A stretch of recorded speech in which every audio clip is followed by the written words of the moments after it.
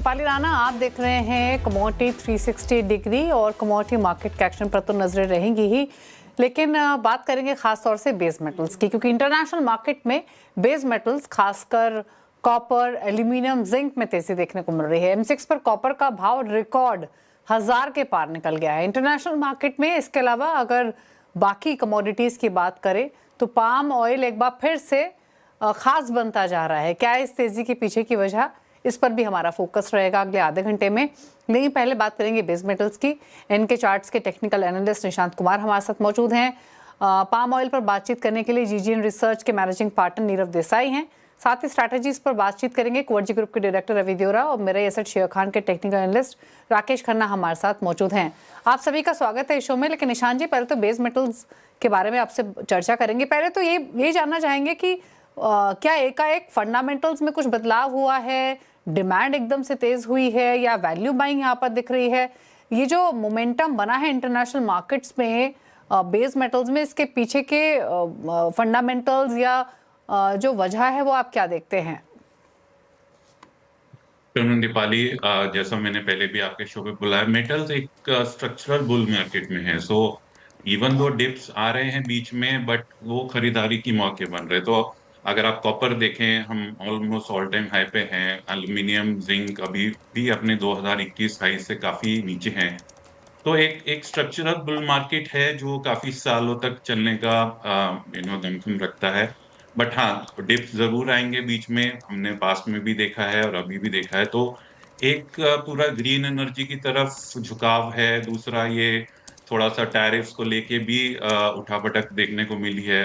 और दूसरी चीज ये है कि डॉलर इंडेक्स में भी थोड़ी सी कमजोरी अभी भी बनी हुई है।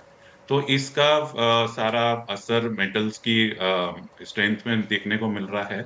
और उसी वजह से मेटल्स में ये आपको लेवल्स बनते दिख रहे हैं। ओके, तो चलिए एक एक करके फिर इन पर बात भी कर लेते हैं। निशांत जी, पहले तो कॉपर पर ही बताइए। इनफैक्ट कॉपर अपने पीक से कोई बहुत हल्का हुआ भी नहीं था, थोड़ा बहुत नीचे आया, लेकिन जब भी नीचे आया हमने बाइंग अपॉर्चुनिटीज इमर्ज होते हुए देखी। आप क्योंकि भाव और भी ज्यादा एक्सपेंसिव हो चला है, अब यहाँ से आगे भाव आप कैसे देख रहे हैं? क्या रेंज आप देख रहे हैं नियर टर्म में? ट्रेडर्स, इन्वेस्टर्स के लिए क्या अपॉर्चुनिटी है?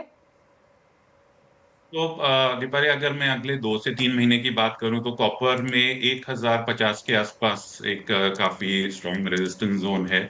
तो अगर आप यहाँ से देखें तो 5% की उछाल अभी भी देखने को मिल सकती है कॉपर में। बट थोड़ा वक्त लगेगा क्योंकि काफी स्ट्रॉन्ग बाइंग देखने को मिली है पिछले कुछ हफ्तों में। तो थोड़ा सा इन लेवल्स पे 1000 के आसपास कंसोलिडेशन हो सकती है।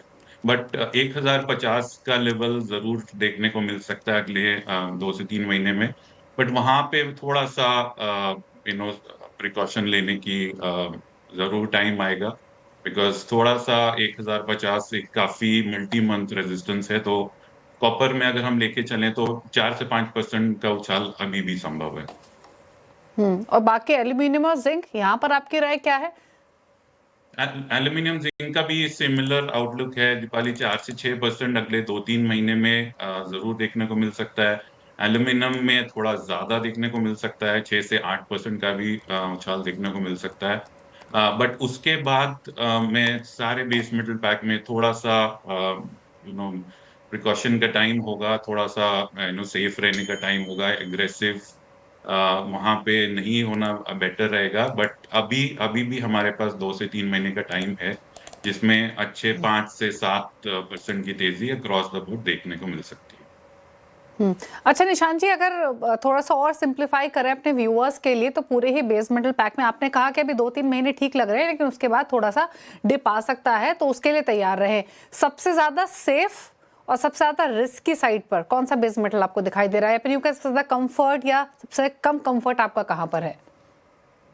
सबसे ज्यादा कंफर्ट अभी कॉपर में ही है, फॉलोड बाय एल्यूमिनियम और फिर जिंक। जिंक थोड़ा अपने रेजिस्टेंस के पास पहुंच गया है। तो जिंक में थोड़ा सा रिस्क बढ़ गया है। जिंक ने हाल फिलहाल में काफी अच्छा परफॉर्म भी किया है। बट अगर हम सेफ्टी की पॉइंट ऑफ व्यू से बात करें, सेफ ट्रेड के पॉइंट ऑफ व्यू से बात करें, तो कॉपर अभी भी इन तीनों में से काफी सेफ दिख रहा है। ओके अच्छा रवि, आपकी राय क्या है कॉपर पर, स्पेशली जिस तरीके की चाल एक महीने में हमने कॉपर के भाव में देखी है? निशान जी भी लेवल्स की बात कर रहे थे, फंडामेंटल्स की बात कर रहे थे, सप्लाई कंस्ट्रेंट्स की चिंताओं की वजह से भी तेजी बनी है, प्लस यूफोरिया भी थोड़ा सा बना है पूरे ही बेस मेटल पैक को लेकर, जिसने सेंटिमेंट्स भी सुधारे हैं। लेकिन अब यहाँ से आपकी राय क्या है भाव को लेकर? एंट्री का मौका दिख रहा है या फिर रुकेंगे भी, क्या व्यू है?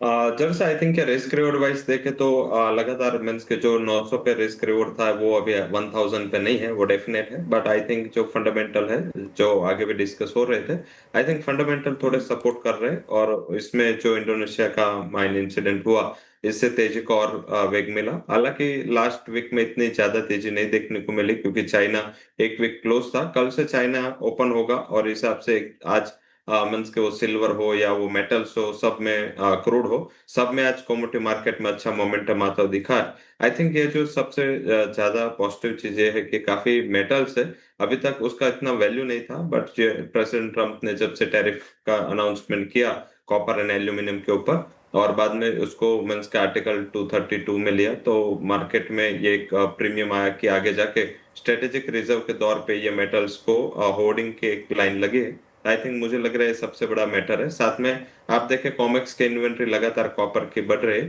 पर फिर भी मार्केट को चिंता नहीं, क्योंकि वो एक टैरिफ के रिस्क की वजह से वहां पे इन्वेंट्री के लेवल एक बेस के ऊपर ही अभी हो रहा है।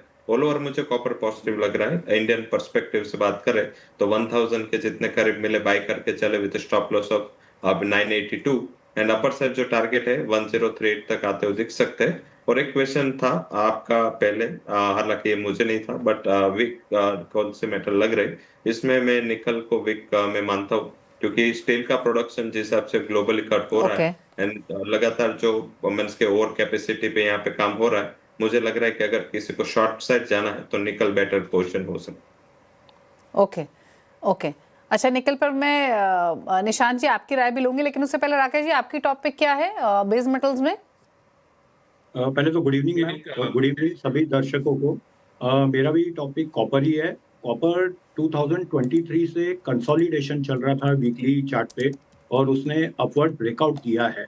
तो ये ब्रेकआउट बहुत स्ट्रांग ब्रेकआउट है अगर देखा जाए तो। नीचे में 998 और 985 बहुत स्ट्रांग सपोर्ट है, अगर यहाँ से बाय ही करना चाहिए, और ऊपर में 1025 और 1056 लेवल का टारगेट देखा जा सकता है। तो बेस मेटल पैक ओवरऑल देखा जाए तो बुलिश लग रहा है। ओके अच्छा निशान जी, निकल पर आपके कमेंट्स, निकल पर आपका कन्विक्शन क्या कहता है?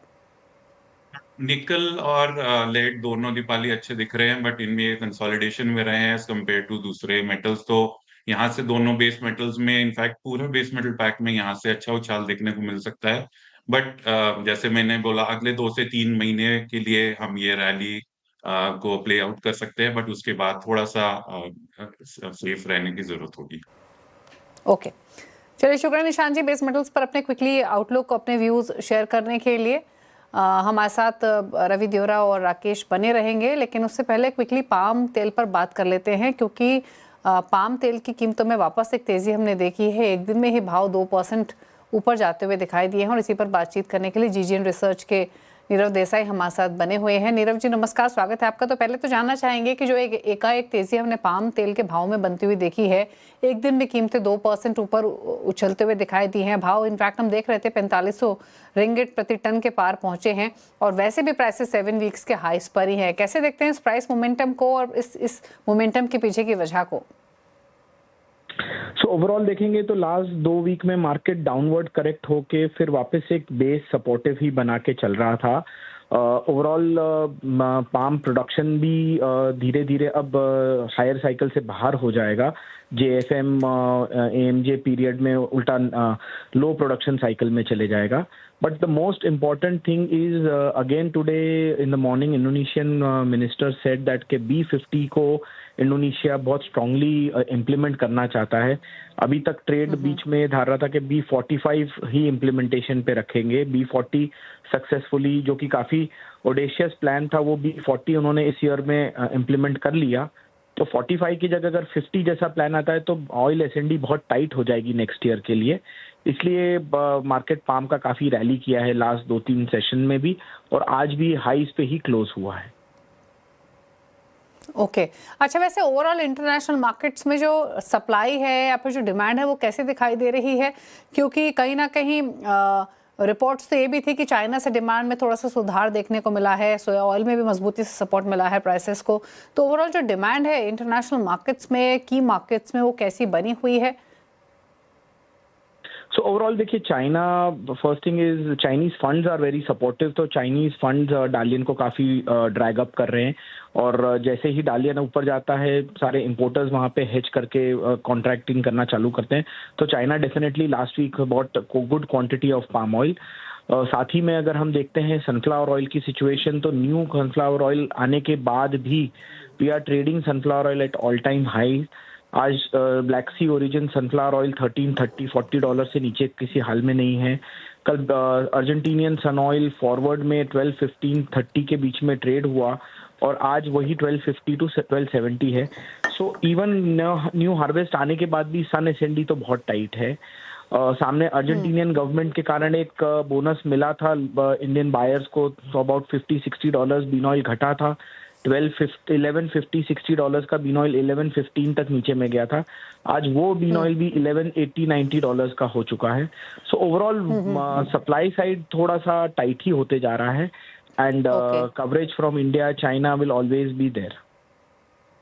ओके अच्छा नीरव जी, क्विकली एक इंडियन मार्केट्स में जिस तरीके की सप्लाई है उस पर भी आपका कमेंट। स्पेशली इंपोर्ट्स हमने सितंबर में घटते हुए देखे थे, अक्टूबर में शुरुआती आंकड़े कैसे दिख रहे हैं? ओवरऑल क्या एक्सपेक्टेशंस हैं अक्टूबर इंपोर्ट्स को लेकर? किस तरीके की डिमांड यहाँ पर सर्ज होते हुए देखी है? So overall देखिए, we are at a good end stock. We are at 1 million tons of end stock of imported oils. But सामने ये है कि import थोड़ा सा trim down होगा। इस मंथ में पाम import 650K के आसपास ही रह सकते हैं, और सोया import about 450K के रहेंगे, मतलब 6.5 लाख टन पाम प्रोडक्ट और 4.5 lakh tonne soya. Sun about 2-2.25 lakh tonne के आसपास रहेगा। सो इंपोर्ट मैं बोलूँगा सफाइस कर रहा है, क्योंकि पोर्ट स्टॉक अच्छा है, बट आने वाले टाइम में इंपोर्ट हमको हायर बरकरार रखना पड़ेगा। अगर इसी तरीके का वर्ल्ड सिचुएशन रहा तो देखने का ये भी रहेगा कि हमारा डोमेस्टिक क्रश भी चालू हो रहा है, तो डोमेस्टिक क्रश नवंबर-दिसंबर में कितना ऑयल सप्लाई हमें दे पाता है, वो भी एक ऑब्जर्व करने की बात है। ओके चलिए, शुक्रिया नीरव जी इस पूरे खबर पर और इंटरनेशनल मार्केट्स के सिनेरियो पर कमेंट करने के लिए।